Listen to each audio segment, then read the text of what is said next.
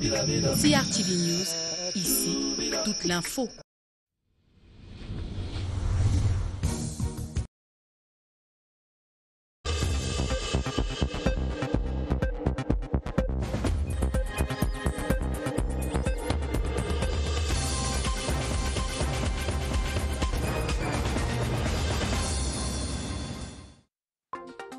The Africa Amnesty Month for the surrender and collection of illegally owned small and light arms is launched in Yaoundé.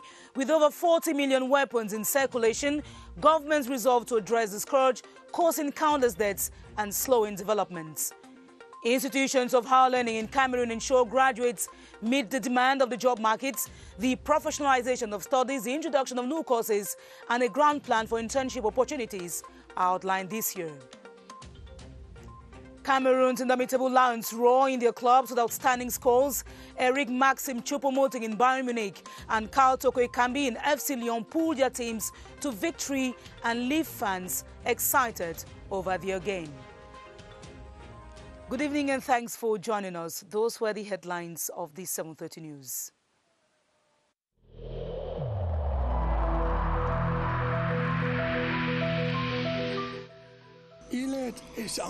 Each of us must comply with the measures that have been taken.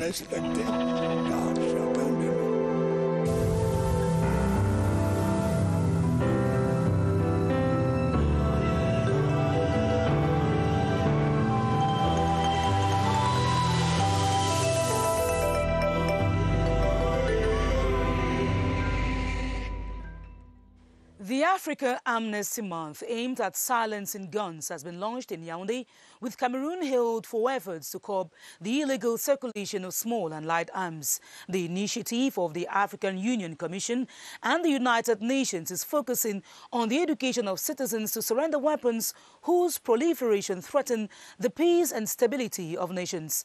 Charles Ebune reports on the events chaired by External Relations Minister, His Excellency Mbela Mbela.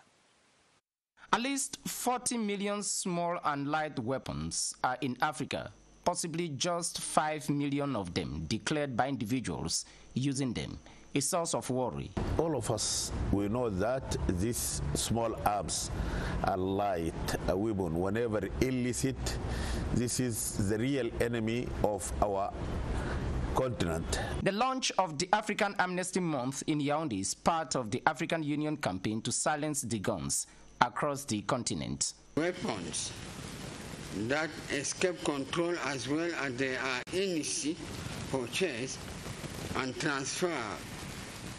This can pose a recurrent security problem in the continent.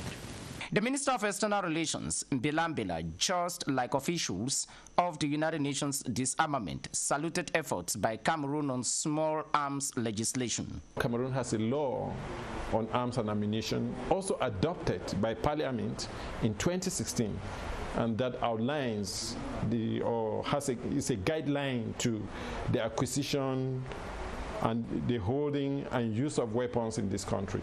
The launch of the Amnesty Month in Yaoundé at the Hilton was attended by diplomats and key government officials, especially those of the security apparatus. Over 40 million small and light arms are in circulation on the globe, with about 80% of them used in Africa.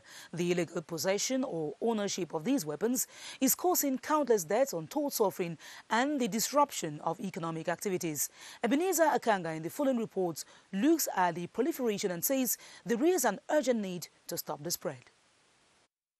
According to statistics of the United Nations, there are more than 1 billion small arms in circulation in the world. Millions of such arms are found in the Central African sub-region. These arms, which often find themselves in the wrong hands, are used for wrong purposes. They are used to kill, maim, injure, and kidnap. In short, they are used to commit atrocities. Cameroon is also suffering from the effects of illicit proliferation and circulation of arms, be it in Boko Haram terrorism in the far north region or the separatist conflict in the northwest and southwest regions, highway robbery or armed banditry.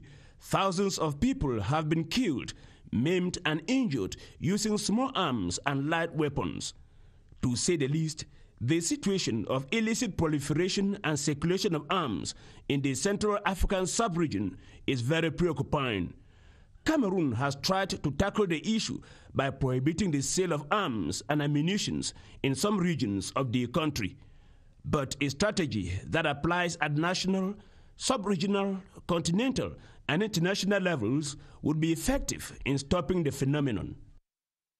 We're staying security news, and onto this press release, the minister delegates at the presidency in charge of defense informs that in the afternoon of Friday, the 16th of October, 2020, at about 4:30 p.m., a fire broke out in the building hosting the command post of the Bamenda Territorial Gendarmerie Unit located at Upstation.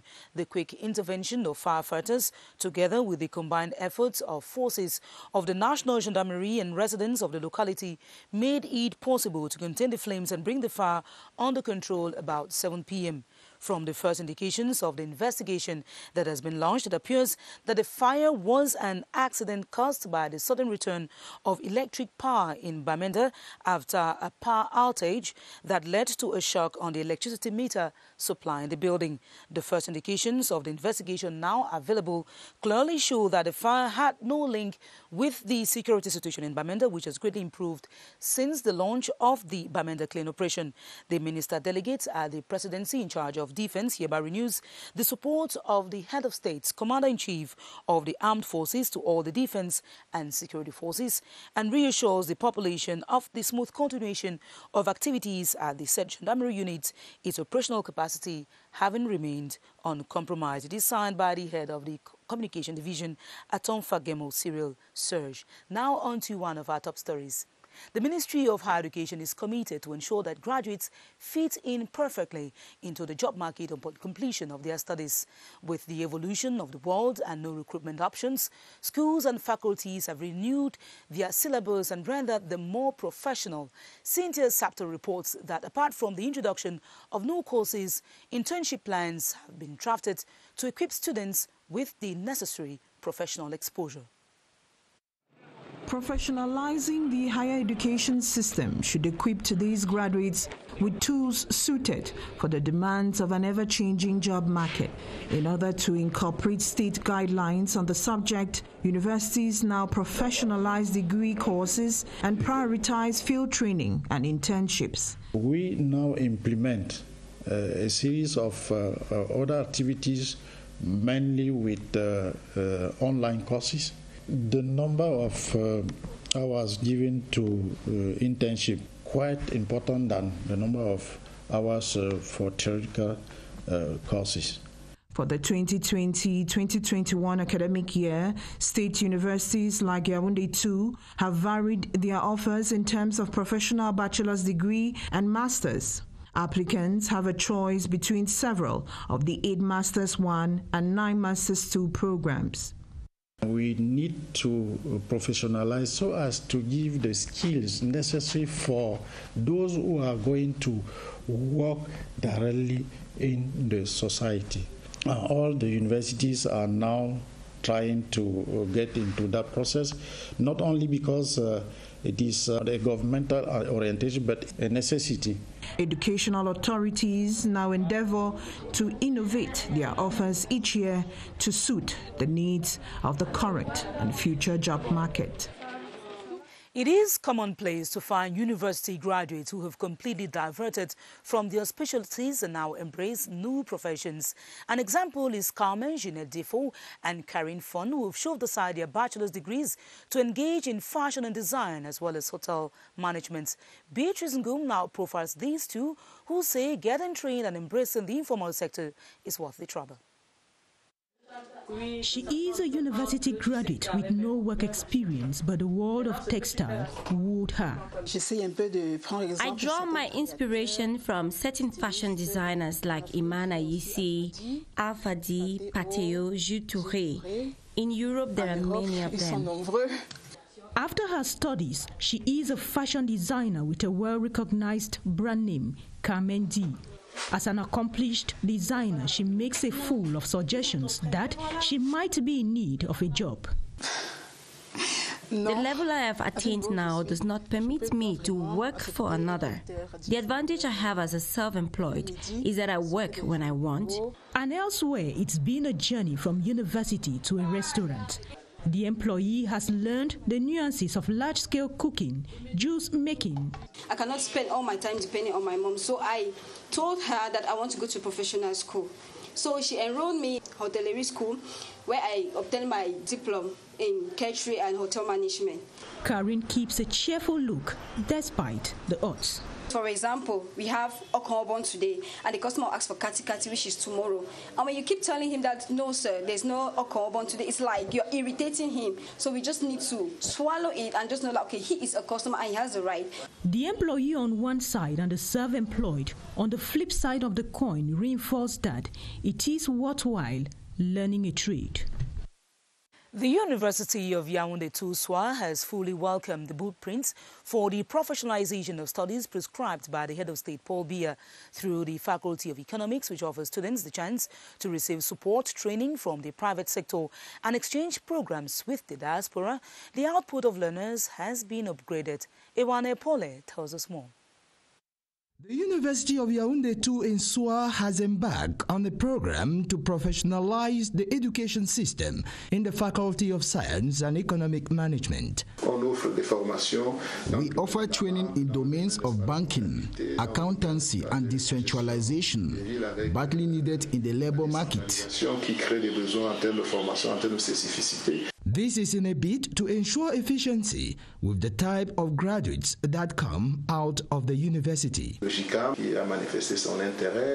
has manifested their interest, and we are happy to have signed agreements with many private sector institutions.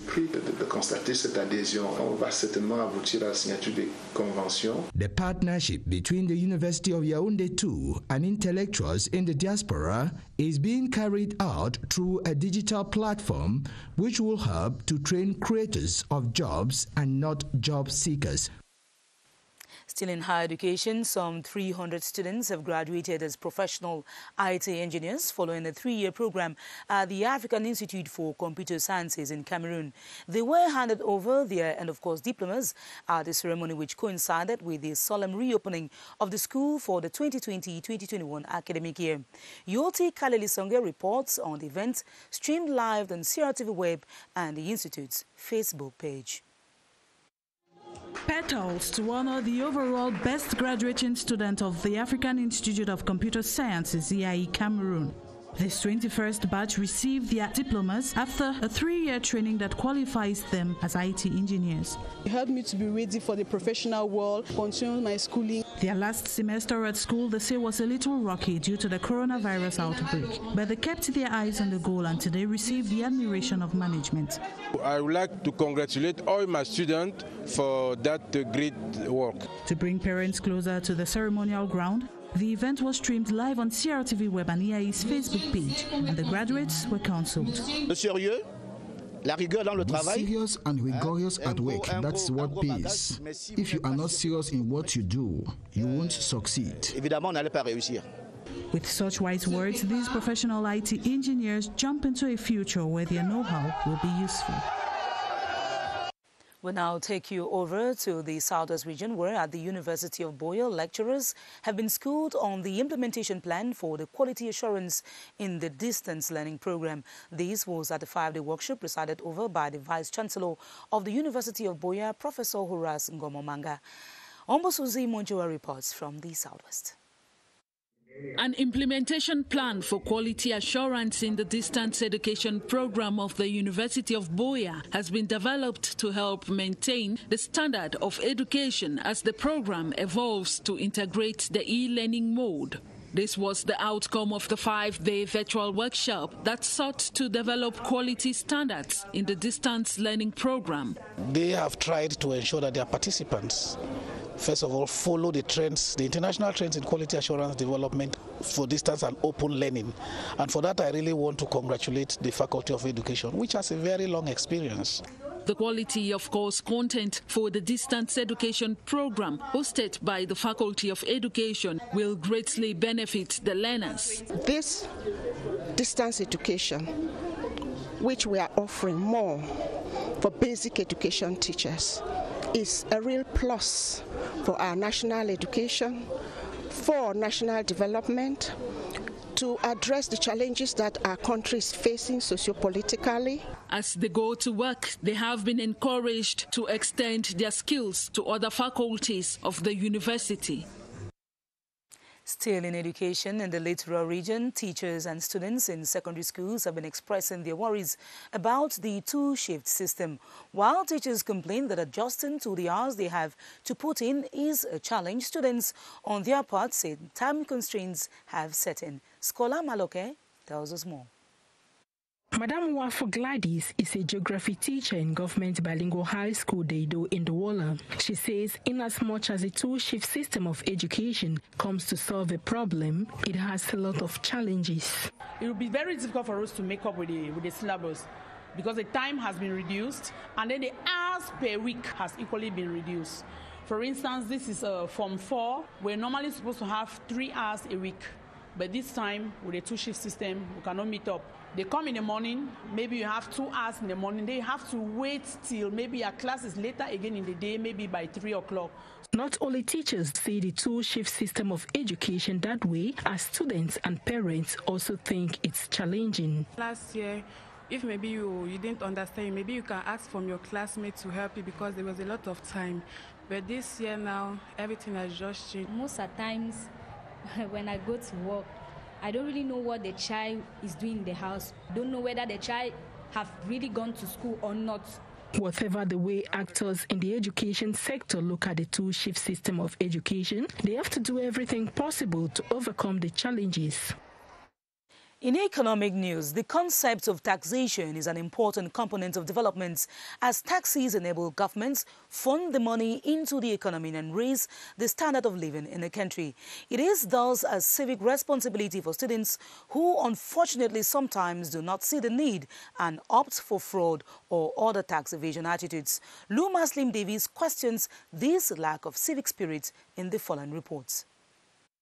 Taxes are necessary for government to carry out economic and development projects and provide social amenities. The level of taxation of Cameroon is not so hard. Like Senegal, the level taxation 45.1%.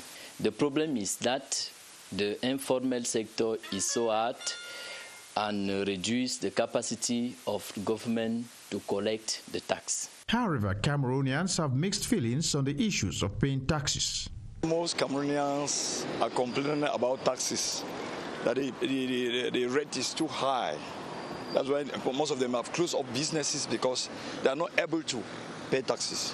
Cameroonians, they don't all the time have the means to pay the taxes. At times I forgot to pay my taxes. They have to remind me.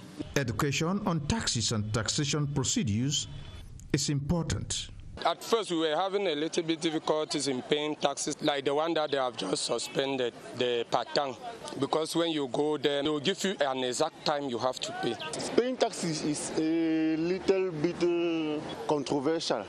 The increasing of the taxes must not lead to the winding up of a company. The people are the end beneficiaries from taxes if well coordinated and used properly. Chocolate producers of France have pledged to support the cocoa sector in Cameroon at an audience granted them by the Ministers of Trade and of Agriculture and Rural Development. The delegation expressed their volition to use Cameroon's cocoa for their confectionery and chocolate business. On behalf of the Club of Chocolate Makers of France, Christophe Bertrand talks of their intention in this excerpt. Take a listen. The Cameroonese forest is still like it was 100 years ago. So this is very important for the French customer, and you don't have no children working in the farms. We organized fermentation of the cocoa, and this allows to buy maybe twice the price that you are used to receive, and also it creates employment. More and more people hear about the Cameroon and tries to understand that it is something like an interesting origin. In health news, members of the Organization for the Fight Against Endemic Diseases in Central Africa are working on ways to oust neglected tropical diseases in the sub-region. In the course of an annual meeting chaired by the Secretary General of the organization, Emmanuel So Obiang Ada, the effectiveness of control mechanisms was evaluated. Victor Siga reports. The initiative is the result of the cooperation between the economic and monetary community of Central Africa and the government of the Federal Republic of Germany through the German Development Bank with the technical support of the Swiss Tropical and Public Health Institute. Specific objective is to guarantee an effective implementation of the project to combat neglected tropical disease in CEMAC countries in the context of COVID-19. As part of its approach, 19 doctoral students from member countries have been given the latitude to conduct a research project for their thesis. Members thus made an evaluation of the advancements of each research project and strengthened the knowledge and skills of the students on the presentation of scientific publication. The meeting ends tomorrow with the general presentation of the works done so far.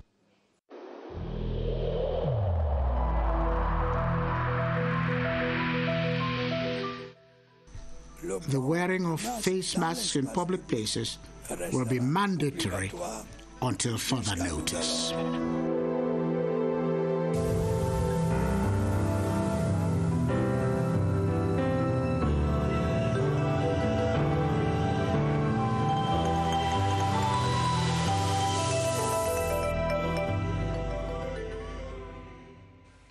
On sports and COVID-19 tonight, we talk on the health protocol that has been instituted for footballers, given that Cameroon will be hosting a number of competitions. The local football championship will soon begin, and the Indomitable Lions will play 2 qualifying matches in November against Mozambique. How will these encounters be managed amidst the coronavirus pandemic? Baldwin Summer provides insight into this with Professor William Gachu, the team doctor of the Indomitable Lions. Hello, Baldwin.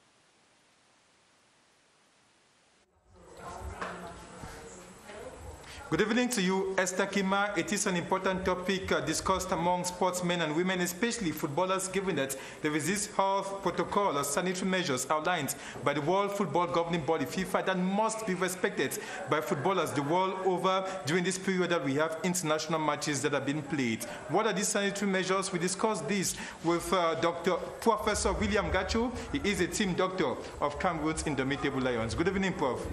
Good evening, Tama.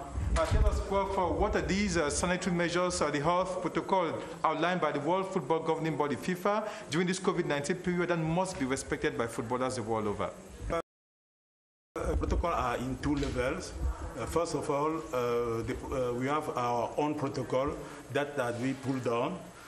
This protocol started 2 days before the beginning of the camp by performing to all the player and staff member PCR tests, and only negative delegation members are allowed to attend at the camp. And as soon as we arrive at the camp, we also we have put down another protocol. That means it's a close follow-up of the player and delegation member. So every day they should tell us if there are any symptoms. And if there is a symptom, we have to perform another test. As part of FIFA regulation, another test is performing 2 days before the match days. And this test is doing under supervision, and only negative players are allowed to play the match. And the positive players and also their close contact are directed, put in isolation. Finally, Doctor, in 30 seconds, so how safe are players on the field of play when we know that in football you can hardly avoid body contacts between players, especially if somebody is positive, COVID-19 positive? It's sure that in such case the risk zero is not exist, but he also well accepted that when the sport activity involves player and athlete who have been negative 2 days before and who respect all the measurements, this risk is almost null. For example, during the match, the players are not allowed to do handshake, to hold things, to spike team, and if everybody respects the rules, the risk is quite null. Thank you so much, Professor William Gachu, for being our guest this evening. Tomorrow with the team doctor, we talk about players tested positive for COVID-19. Back to you, Esther Kima. Thanks so much, Baldwin Saman. In politics, after the pre-electoral litigation hearings for the December 6th regional election, which saw some candidates re-established, Elekem now has to update its data. The elections governing body is busy receiving the choices and colors of ballot papers of concerned political parties and traditional rulers. Beatrice Lawsamba presents the latest preparations at Elekem. By now, Elekem has clocked up half the mile it needs to walk to the December 6th regional council election. After pre-electoral litigation hearings which led to the re-establishment of lists, the elections governing body updates its data now, keeping its hands on ballot papers as well. The different candidates concerned have been dropping samples of ballot papers and color choices. When my peers will see the color that I have chosen, they will see that I am sending forth a message. The colors will speak to the voters. The election watchdog is also identifying polling stations, getting political parties assigned representatives to these stations, voting details to be done and dusted with 2 weeks before election date when campaigns are due to begin. The regional election will see 700 divisional delegates voted by municipal councillors and 200 traditional rulers voted by their peers across the National Triangle. On to this good news, CRTV's Director General has received 2 Excellence Awards for his stewardship in the state broadcaster. Mr. Shaun Dongo was handed over the award by the Executive Director of Go Africa Initiative Cameroon, Serge Tamanjong, and it is in recognition of the quality management of human resources and the reforms in the corporation. Baldwin Sama has the details. CRTV's Director General Shaun Dongo receiving an award from Go Africa Initiative Cameroon, recognizing the impressive changes carried out by CRTV's Director General since his appointment, especially the creation of different channels like CRTV News and CRTV Sports and Entertainment, and also using merit in the management of human resources. For them, he is the right man at the right place. We believe that every nation on earth that has developed because some people somewhere or some institution somewhere did their job well to get the country developed. In a time where our nation was greatly challenged, CRTV has stood its ground to protect the image of our country. We are here today to recognize and appreciate CRTV because the image of a country is like shares in the stock exchange market. Go Africa Initiative equally handed over this board, bearing the message, congratulations to the Director General, explaining that if he has been able to succeed so far, it's also thanks to his collaborators. Shaun Dongo explains that thanks to local educational talks organized, CRTV's national station was winner of the 2019 Impact Audio Media House of the Year, an award by Go Africa Initiative. Go Africa Initiative there, represented by its Executive Director, Serge Taminang. Cameroon's Indomitable Lions have been excelling with their clubs lately and have been main authors of their team's victories.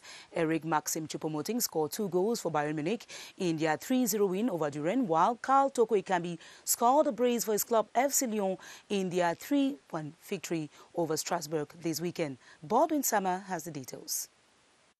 Bounassar spacing behind for the first time tonight, and Eric Maxim Choupo-Moting. In his maiden outing with his new club, Bayern of Munich, Eric Maxim Choupo-Moting was simply exceptional, scoring a brace. Playing against Duren in the German Cup, Eric Maxim Choupo-Moting clinched a 24th minute opener for his team, while bouncing back with a powerful shot later to score his second goal, helping his team defeat Duren 3-0. Same performance it was for Carl Toko Ekambi, whose brace helped Lyon secure a narrow edge match against Strasbourg on day 7 of the French Ligue 1 at the weekend. The 28-year-old former Villarreal forward doubled Lyon's lead at the 25th minute before his team benefited from a penalty that he easily concretized as Lyon defeated Strasbourg 3-2. In the English Premier League, Frank Zambo-Anguissa and his club Fulham managed a 1-1 draw against Sheffield United, with the Cameroonian's presence not able to lift his team Fulham from their last position on the league standings. Our main story tonight was that the Africa Amnesty Month for the surrender and collection of illegally owned and small and light arms has been launched in Yaoundé, decrying the over 40 million weapons in circulation and government resolving to address the scourge causing deaths and slowing development. More news comes up at 8:30 p.m. with Adam Bala. I'll be back tomorrow at 7:30 p.m. God willing. Thanks for watching. Stay tuned to our programs on CRTV. Good night.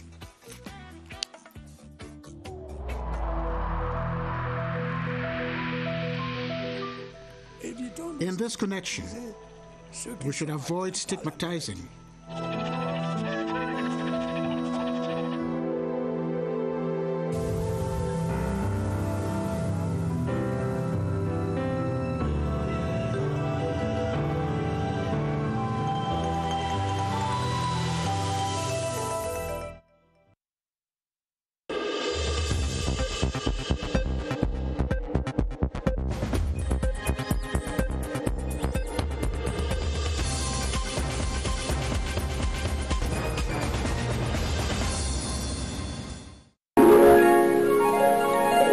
CRTV News, ici, toute l'info.